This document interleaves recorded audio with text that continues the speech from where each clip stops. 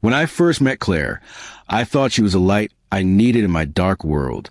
She was full of energy, laughter, and adventure, everything I thought could balance my quiet and serious nature. I had lost my father years ago, and my mother had always been my emotional anchor. So when my mom was diagnosed with a severe illness, my world started to collapse, and I hoped Claire would help me stay strong. At first, she seemed supportive. She would text me kind messages, telling me to stay positive. But as my mother's condition worsened, Claire started to change. She didn't like when I spent too much time at the hospital. She said it made me distant and that she missed a fun version of me. I tried to explain that I was doing my best, but it seemed like she couldn't understand the weight I was carrying.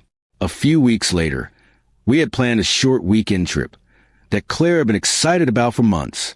My mom's treatment had just entered a difficult phase, and I wasn't sure if I should go. But Claire convinced me, saying the break would refresh me. I reluctantly agreed, hoping it might clear my head for a bit. The first day of the trip went fine. We visited the beach, took pictures, and even laughed a little.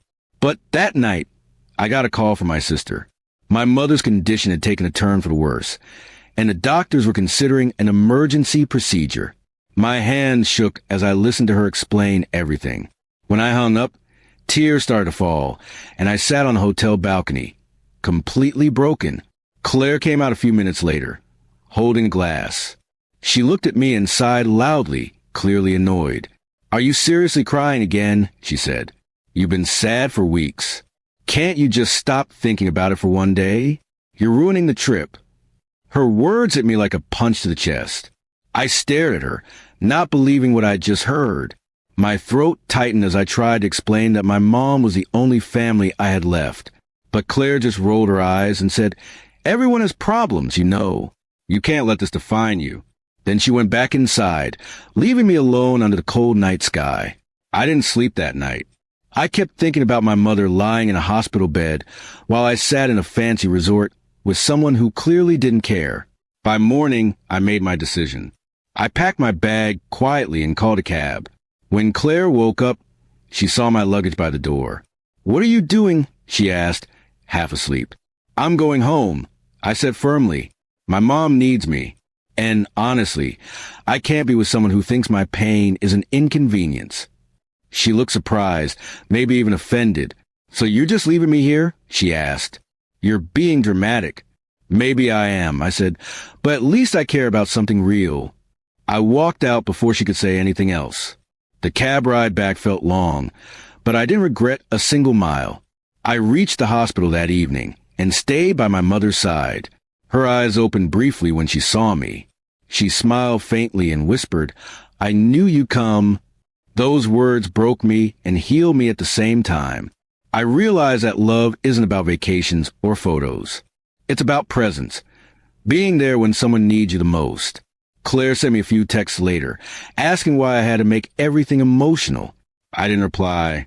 I didn't owe her any explanation. After a few weeks, my mother's condition stabilized a little. She was weak, but she was still fighting.